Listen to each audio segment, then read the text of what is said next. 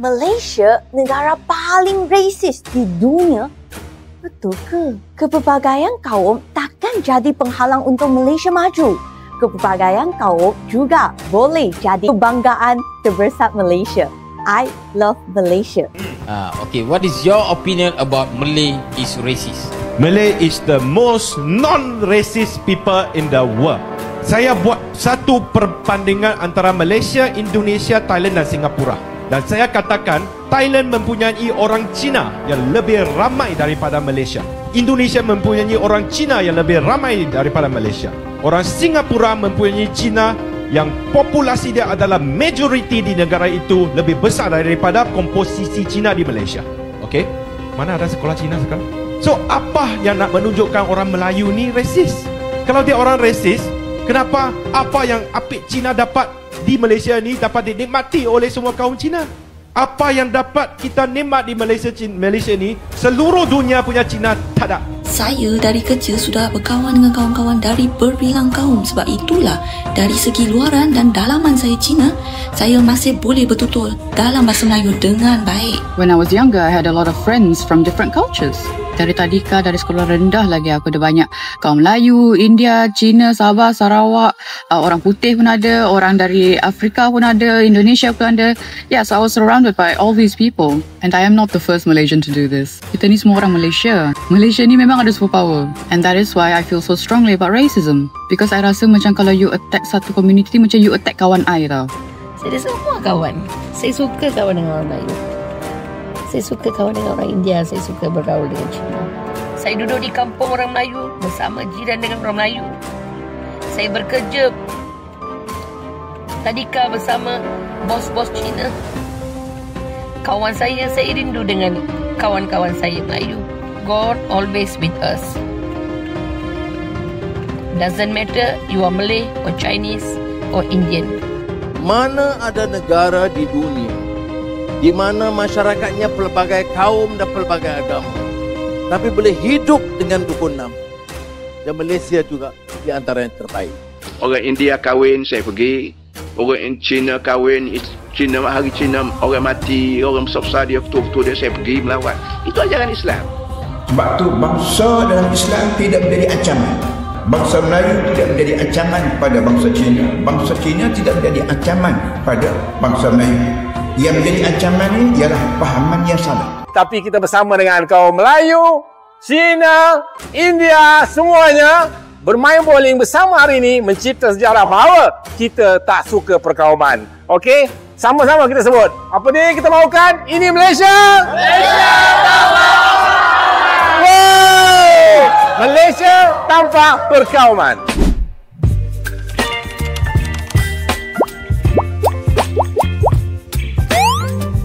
Halo para sahabat, selamat datang kembali dengan saya Ria Oktorina. Semoga kalian semua dalam keadaan sehat, diberikan kelancaran rezeki, serta dijauhkan dari segala mara bahaya. Dalam kesempatan kali ini, saya ingin membahas sebuah peristiwa yang cukup mengundang perhatian. Banyak orang beranggapan bahwa Malaysia adalah negara yang rasis.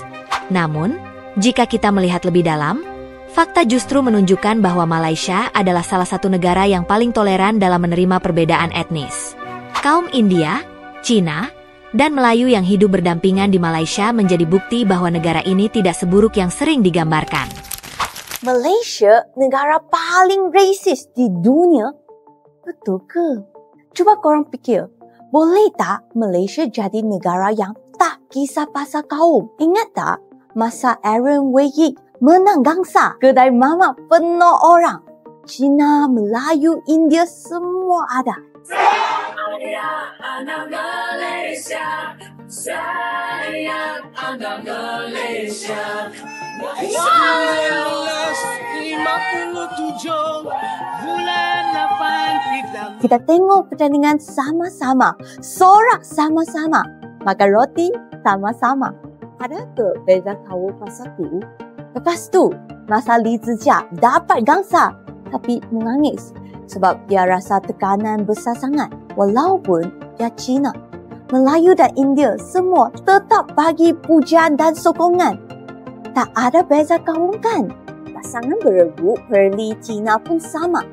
Kita pernah bekerja dengan Cina, Melayu dan India juga. Bila sembang, benar ke kisah dia warna kulit apa? Tapi kenapa bila baca berita politik kita jadi lain? Asyik nak gaduh. Kenapa bila dengar ahli politik cakap tiga kaum ni sentiasa bertentangan? Satu dapat manfaat, yang lain mesti kena tindas. Mungkin kalau kita lebihkan fakta, kurangkan hasutan, kepelbagaian kaum takkan jadi penghalang untuk Malaysia maju. Kepelbagaian kaum juga boleh jadi kebanggaan terbesar Malaysia. I love Malaysia. So sekarang saya nak tanya dengan Apek pula. Apa pandangan Apek sendiri? Okay, what is your opinion about Malay is racist? Malay is the most non-racist people in the world. Why? I tell you. Now you also racist ah? Huh? Okay. Sebelum itu saya mau cakap sikit banyak tentang racism sebelum masuk topik itu. Okay. Setiap orang seperti adik cakap ada sifat-sifat racism dalam hati. Tapi baguslah bila Apek cakap, sebab kalau saya cakap kan, bila saya cakap benda tu, ramai akan cakap, oh Zamri ni sudah masuk Islam pasal sebab itulah dia support. Sekarang kalau Apek cakap, saya selamat sikit lah. Tapi mungkin ada juga yang fikir saya dengan Apek sudah siap-siap borak, bincang. Sebenarnya ini adalah program impromptu. Semua Coffee with Zamri Vinod, kami tak ada bincang pun apa soalan saya nak tanya, nanti Apek jawab macam ni dan sebagainya, tak ada. Kena serbu. Okey, pandangan saya sebelum saya teruskan ni. Setiap orang ada sifat racism dalam hati. Jangan deny, kita bukan orang yang sempurna, kita bukan nabi, kita bukan dewa. Okey? Macam mana rasis? Pernahkah kamu nampak misalnya sekarang kumpulan ni orang Melayu, okey? Pernahkah kamu nampak macam ada geng-geng Bangladesh ke geng-geng Nepali, nampak dia kat situ, baik kita putar balik, saya takut. Tak payah jawab di sini. Kalau ada sajalah. Itu rasis. Dalam hati, secara rohania bukan jasmania. Itu orang Bangla, dia tak buat jahat. Dia belum buat jahat, dia tak buat jahat. Kenapa kita nak takut kat dia? Sebab kita telah ada stereotip bahawa dia mungkin akan buat jahat terhadap kita dan kita nak mempertahankan diri. Itulah rasis rohania.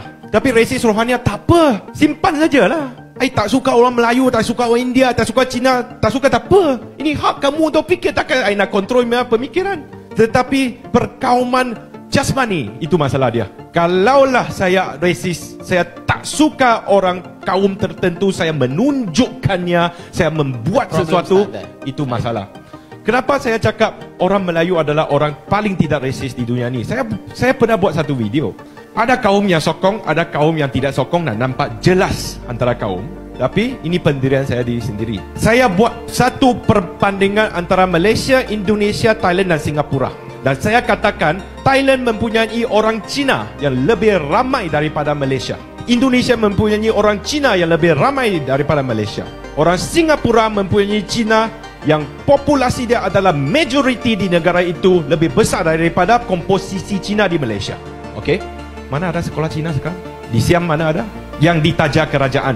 Di Indonesia ada, di Siam ada, di Singapura ada. Tetapi private swasta ataupun ditaja kecil saja. Malaysia ada. Saya rasa heran sampailah saya membaca sebuah buku daripada Mendiang Lee Kuan Yew, iaitu Prime Minister, Perdana Menteri pertama Singapura. Dan beliau berkata, memang beliau memulakan gerakan untuk hapuskan sekolah Cina di Singapura. Dan apabila Singapura telah bergabung dengan Malaysia pada tahun 60-an, MCA lah dan mempertahankan sekolah Cina. Itu bukan saya yang cakap. Dan kerajaan persekutuan terpaksalah mengakur kepada permintaan MCA untuk mengekalkan sekolah Cina. Itu bukan saya yang cakap, itu Lee Kuan Yew yang cakap. So Melayu boleh terima konsep vernacular. Melayu boleh terima konsep ada satu bangsa yang dibawa oleh British dan diterima sebagai salah satu bangsa di Malaysia. Mana dapat? Okay, sorry, I nak bagi satu example. Apa berlaku di India dan Pakistan pada 1946? Orang India tak boleh terima orang Muslim. Orang Muslim tak boleh terima orang Hindu. Dan mereka berpisah.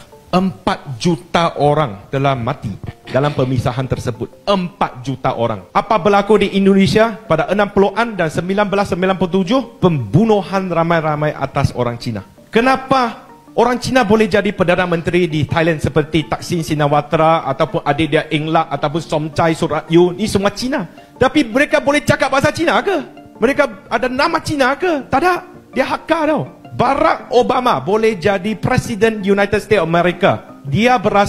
Moyang dia berasal dari Kenya. Kalau dia ambil nama Kenya, dia cakap bahasa Kenya, orang Amerika akan lantik dia jadi Presiden. Kalaulah seorang Cina, dia cakap bahasa Melayu, dia mengamalkan bahasa budayaan Melayu, dia beragama Islam, maka dalam perlembagaan persekutuan dia Melayu, saudara Zamri, dan dia boleh jadi Perdana Menteri di Malaysia juga. So, apa yang nak menunjukkan orang Melayu ni resis? Kalau dia orang resis, kenapa apa yang apik Cina dapat di Malaysia ni dapat dinikmati oleh semua kaum Cina? Apa yang dapat kita nikmat di Malaysia ni, seluruh dunia punya Cina tak ada.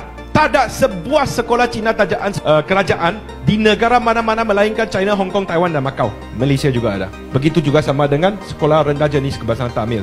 So dalam video tersebut, saya diserang oleh kaum saya diri sendiri. Tapi masa serangan mereka tu, tak tahu dia nak serang apa. Sebab saya cakap fakta. Sampailah ada akhbar punya editor tulis kolom 2-3 untuk support saya. Dia kata, apik Cina, dia pakai nama saya, cakap fakta. Yang korang serang dia tu, serang pasal apa? So, siapa nak kata Melayu ni racist? Melayu is the most non-racist race in the world. Bukan lagi saya nak cakap, Melayu is the most bekerjasama punya race in the world. Sorry, dia mungkin ada bawa penindasan sikit. Tapi Frank Swettenham, dalam buku dia, Frank Swettenham ni, dia pernah menjadi Governor General di Malaya. Dia kata, Sultan-Sultan ni, Melayu ni, dia sangat senang untuk bekerjasama. Kalau British nak menakluki, dia first thing dia akan buat, di Myanmar dia buang raja, di India dia buang maharaja, di mana-mana tempat dia nak colonize tu dia buang raja dia. Tapi Malaysia tak payah, sebab orang Melayu sangatlah bekerjasama, sangat boleh menerima apa-apa saja. Itulah Melayu dalam sejarah, Melayu dalam fakta, dan Melayu dalam pandangan saya. Saya nak bagi tahu semua orang dalam kaum saya, you grow up in a Chinese school, secondary school, you pergi Taiwan ke apa ke, semua Cina, you balik kerja accountant Cina. How many Malay friends you have? I selalu tanya satu soalan, semua tak boleh jawab. Apa maksud tarawih? Apa beza umrah dengan haji? Tak boleh nak jawab. Bro, 70% of Malaysia knows the answer. Apakah kamu tahu tentang Melayu? Saya tahu. Saya di sekolah menengah kebangsaan. Masa saya study di luar negara tu, saya cakap bahasa Melayu di UK. Dan tempat pertama saya kerja ni, dan tempat kedua pekerjaan saya, tempat ketiga pekerjaan saya, semua Melayu. I tell them a very simple rule. If you can cakap bahasa Melayu, if you can kick football with them, they treat you like a brother and sister. They won't force you to convert. Those yang ikut apa saya cakap, betul je, sekarang aku dengan si Aiman tu sekarang main bola tu okey je. Kalau you boleh cakap dengan Lockhart Kedah, they treat you like a brothers. This is Melayu. You don't know them. You pretend that you know them. You see from newspaper. So that's the problem. And when Melayu, when you interpret the Chinese, same thing. Orang Cina ni, kalau kamu duduk memahami dia tu, dia baik. Hello, ada seorang mangkuk ni tinggalkan komen dekat video saya. Kau Cina, cakaplah bahasa Cina. Jenis orang yang macam ni, yang cuba melaga-lagakan masyarakat Malaysia yang terdiri daripada pelbagai kaum, amatlah menjengkelkan dan menjijikkan. Saya dari kecil sudah berkawan dengan kawan-kawan dari berbilang kaum. Sebab itulah, dari segi luaran dan dalaman saya Cina, saya masih boleh bertutur dalam bahasa Melayu dengan baik. Mana pergi semangat perpaduan dan muhibah kau? Dah jatuh ke lautan Pasifik?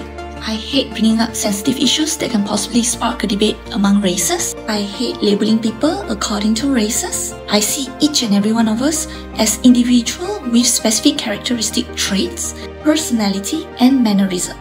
I'm working in a field that allows me to interact with all sorts of people from all walks of life, and I can assure you that their races do not matter at all. It is their own mentality and choice to be perceived as such. Nasty people is nasty, good people is good, irregardless of any races. If you can't stand a Chinese speaking in other languages, F off Shibaseki. 如果你要好好的生活在马来西亚，你不应该有这样的想法，你一定会不开心、不满意的。To be able to speak in many languages is an added advantage. Bahasa boleh menyatukan semua orang. Kun kau try mai? We cannot beat racism by falsely accusing others. And no, dear, we are not racist. Why do I speak the way I speak? I get a lot of this. I'm not trying to appropriate anyone's culture. I was just brought up like that. When I was younger, I had a lot of friends from different cultures. Dari tadika, dari sekolah rendah lagi aku ada banyak kaum Melayu, India, Cina, Sabah, Sarawak, orang putih pun ada, orang dari Afrika pun ada, Indonesia pun ada. Yes, I was surrounded by all these people. And I am not the first Malaysian to do this. Kita ni semua orang Malaysia. Malaysia ni memang ada superpower. And that is why I feel so strongly about racism. Because I rasa macam kalau you attack satu community, macam you attack kawan I tau. So I feel like me and all of us, like we need to protect each other, right? So that's why also it's so important to nurture this when you are young. Lepak je dengan banyak jenis kawan. Kalau tak pun when you enter the workforce, I'm pretty sure like, you know, it will open your eyes. But kata orang kan, we are all one race. The human race. Gitu. Kau nak tahu, hari ni kita mencipta sejarah. Apa sejarahnya? Sejarah kita membuatkan satu majlis bowling dengan pelbagai bangsa. Walaupun kami adalah Dewan Perniagaan Melayu Malaysia, Dewan Perniagaan Melayu tapi kita bersama dengan kaum Melayu, Cina, India, semuanya bermain bowling bersama hari ini mencipta sejarah bahawa kita tak suka perkauman. Okey? Sama-sama kita sebut. Apa ni kita mahukan? Ini Malaysia! Malaysia tanpa Malaysia tanpa perkauman. Saya ada banyak kawan Melayu, saya ada banyak kawan Cina, saya ada banyak kawan India juga. Sebab saya cikgu Buva kan. Saya ada semua kawan. Saya suka kawan dengan orang Melayu. Saya suka kawan dengan orang India. Saya suka bergaul dengan Cina. Sebab suami saya pandai cakap bahasa Cina. Saya pula, orang katakanlah, bukan saya katakan, saya pandai cakap bahasa Melayu. Saya sayang negara saya. Saya tak nak negara saya ada isu-isu masalah tentang agama. Gaduh antara satu sama lain disebabkan oleh agama. Tak nak. Dulu tak ada macam ni. Kalau raya, saya salam dengan kawan-kawan saya pergi rumah dia orang, makan ketupat, makan biskut. Kalau tahun baru Cina, saya suka tengok mercun berwarna-warni. Kalau India, memang kita pergi ke rumah saudara, makan muruku. Lepas tu kita buat muruku, kita bagi kawan India, kawan Melayu, kawan Cina. Saya suka keadaan macam tu. Kita tetapkanlah keadaan macam tu. Janganlah ada isu perkawaman.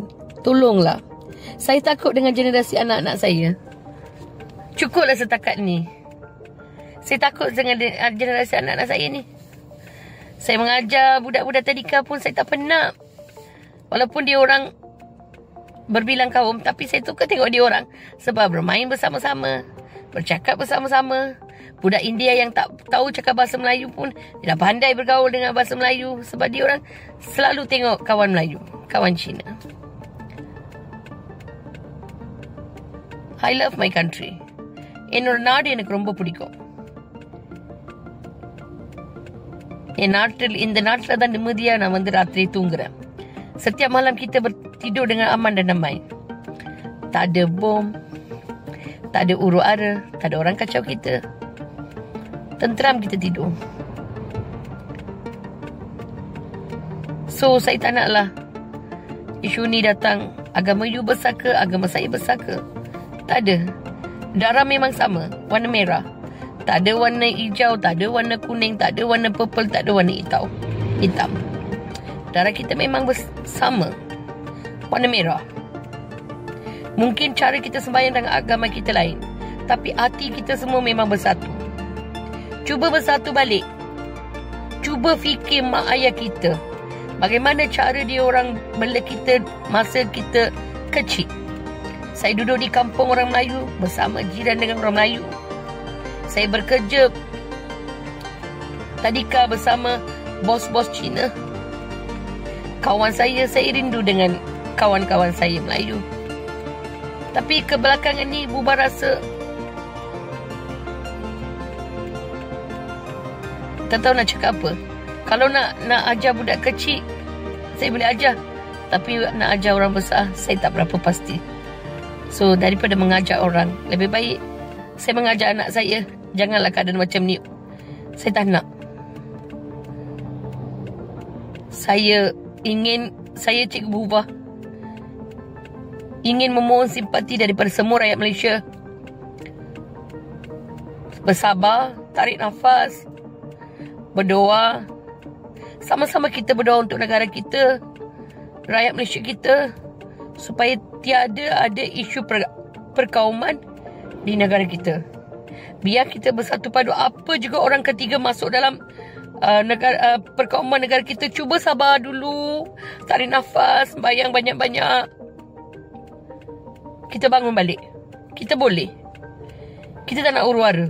Kita tak nak gaduh antara agama lain, agama Hindu dengan agama Melayu, agama Islam dengan orang Cina. Tak nak. Kalau boleh kita bersatu padu, bangun balik, bangkit balik. Ini adalah satu permintaan kecil daripada saya. Saya nak masa depan anak saya seperti dulu saya, bersama-sama, bersatu padu, tolong menolong, raya sama-sama, pakai baju kurung, pakai chongsam.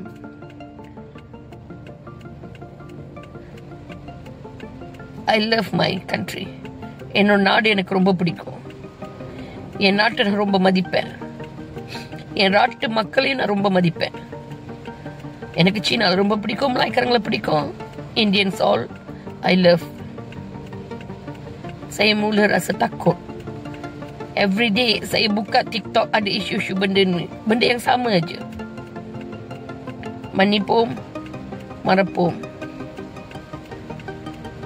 நம்மளுக்கு எல்லாத்துக்கும் கடல் வந்து துணையா இருப்பாரு. God always with us.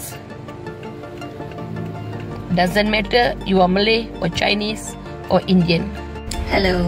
Tinggal di Malaysia dengan berbilang kaum, kita memang susah nak lari daripada terikut-ikut dengan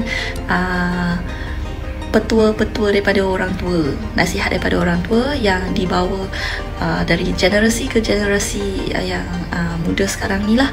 Kalau saya tak masuk medical school, lepas tu belajar pasal perubatan moden, mungkin saya akan percayakan bulat-bulat juga apa yang mak saya cakap tu. Dengar macam logik, tapi sebenarnya tak logik pun. Contoh, mesti korang pernah dengar kan, mak selalu nasihatkan lepas makan tak boleh lompat, nanti dapat appendix. Sebenarnya tak betul. Itu hanyalah mitos sahaja. Sebenarnya appendix itu adalah satu organ kecil di usus kita dan dia senang tersumbat. Jadi kalau misal katanya kalau you selalu ada masalah sembelit, najis tu keras kan, dia boleh ada risiko tersumbat kat situ dan menyebabkan keradangan di appendix, kemudian terjadinya appendicitis lah. Tak kena-mengena dengan lompat ataupun tidak selepas makan. Lagi satu ni mak saya suka cakap juga, bila mengandung tak boleh tengok cerita seram atau cerita apa-apa yang karakter dia tu ada muka orang hodoh. Kenapa? Sebab takut nanti muka anak pun terikut dengan karakter tu. Obviously, muka anak ni akan ikut genetik ayah dan ibu lah kan. Melainkan muka ayah dan ibu tu muka hantu. Jadi anak pun muka hantu lah kan. Lagi satu benda yang mak saya suka cakap, kena minum susu soya banyak-banyak supaya kita punya kulit pun jadi makin cerah, makin licin. Sebenarnya kulit yang cerah atau gelap ni depends on the melanin in your skin. Sesetengah orang akan ada melanin yang lebih banyak. Jadi itu yang menyebabkan dia nampak lebih gelap lah kan. Dan ikut genetik jugalah. Kalau mak ayah dia dua-dua kulit gelap sikit, anak dia pula putih gebu. Ni apa pula kan? Ni anak siapa ni? Ini pun ada faktor genetik jugalah Bila kita expose diri kita dengan cahaya matahari, kulit kita akan menghasilkan lebih banyak melanin. Ini juga akan membuatkan kulit kita lebih gelap. Asal demam sikit, sakit sikit, nak antibiotik. Antibiotik ni sebenarnya tak boleh disalahguna tau. Fungsi antibiotik ni untuk lawan kuman iaitu bakteria sahaja. 70 hingga 90% sakit tekak sebenarnya daripada virus. Harap membantu. Okey, bye. Malaysia ini saudara-saudari jelajah banyak negara. Ini luar biasa. Mana ada negara di dunia di mana masyarakatnya pelbagai kaum dan pelbagai agama, tapi boleh hidup dengan rukun 6. Dan Malaysia juga di antara yang terbaik. Mana negara yang sudah kecundang sedikit, lemah dengan pelbagai skandal, kemudian mai COVID dan sekarang terangkat balik. Pertumbuhannya baik, pelaburan yang tinggi, AI-nya menjadi pusat, data centernya, semiconductor hub. Dan sudah tengok Lawatan-lawatan pemimpin dunia tak henti. Kita terpaksa anjak program-program.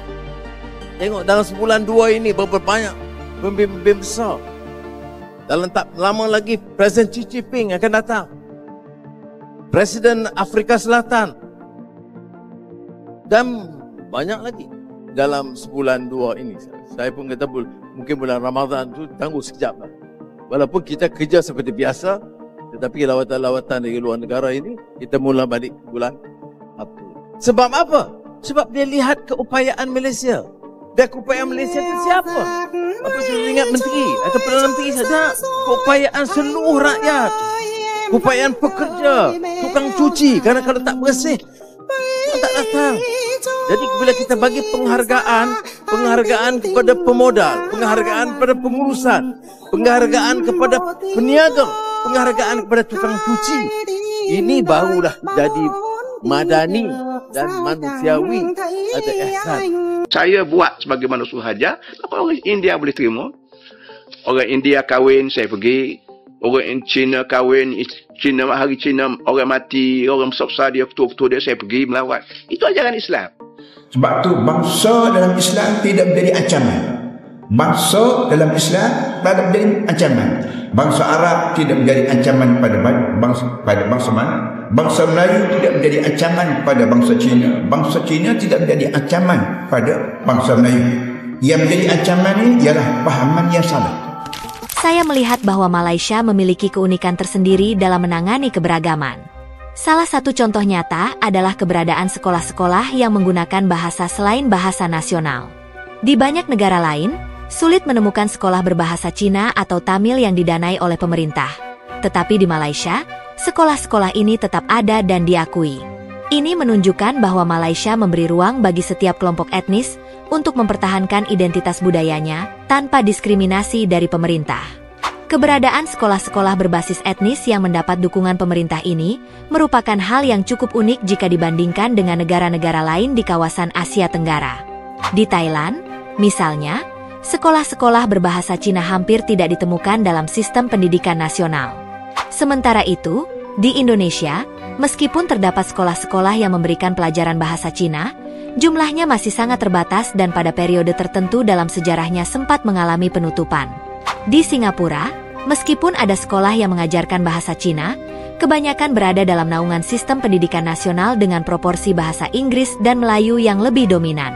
Dari sudut pandang ini, jelas terlihat bahwa Malaysia memberikan kebebasan lebih dalam aspek pendidikan multikultural.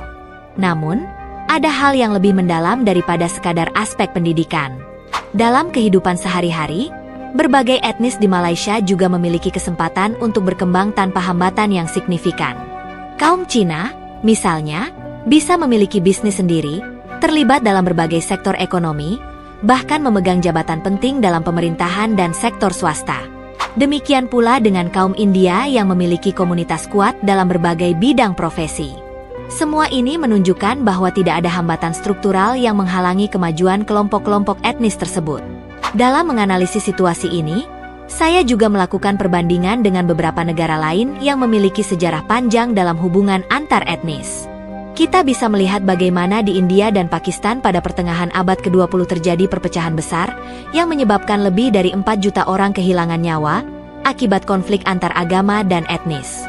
Sementara itu, di Indonesia, terdapat insiden-insiden di mana kelompok minoritas tertentu mengalami diskriminasi atau bahkan kekerasan massal pada dekade 60-an dan 97. Di Thailand, meskipun terdapat Perdana Menteri yang berasal dari keturunan Cina seperti Thaksin Shinawatra dan Yingluck Shinawatra, mereka tidak secara terbuka menggunakan nama Cina atau mempertahankan identitas etnisnya secara eksplisit dalam ruang politik. Sementara itu, di Amerika Serikat, kita bisa melihat contoh menarik lainnya. Barack Obama, yang memiliki latar belakang keluarga dari Kenya, bisa menjadi Presiden Amerika Serikat. Namun, jika ia menggunakan nama khas Kenya dan berbicara dalam bahasa ibunya dari Afrika, akankah ia mendapatkan peluang yang sama? Ini menjadi pertanyaan yang menarik untuk direnungkan.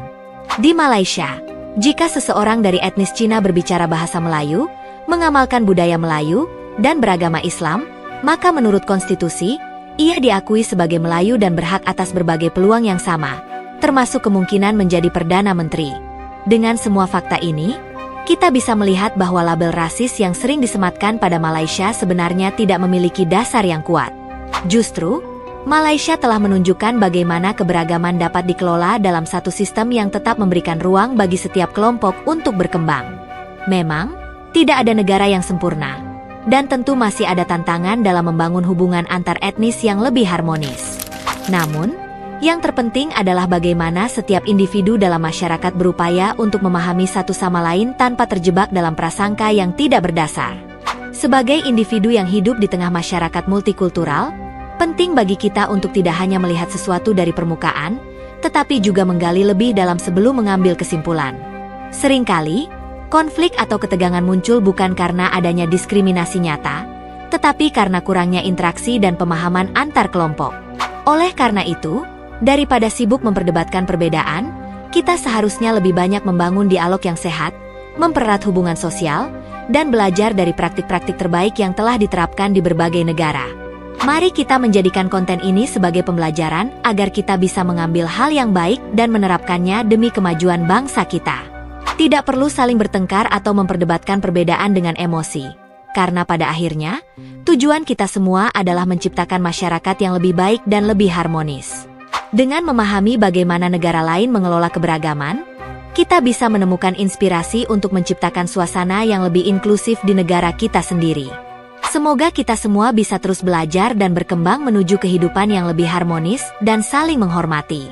Terima kasih telah menyaksikan Ria Oktorina. Jangan lupa untuk terus mendukung dengan like, share, dan subscribe agar kita bisa terus berbagi wawasan dan inspirasi. Sampai jumpa di video selanjutnya. Baby, you give me ice and fire. You're giving me wind and rain. You're some kind of butterfly. Baby, you give me midnight. You whip up my appetite. Don't leave me here.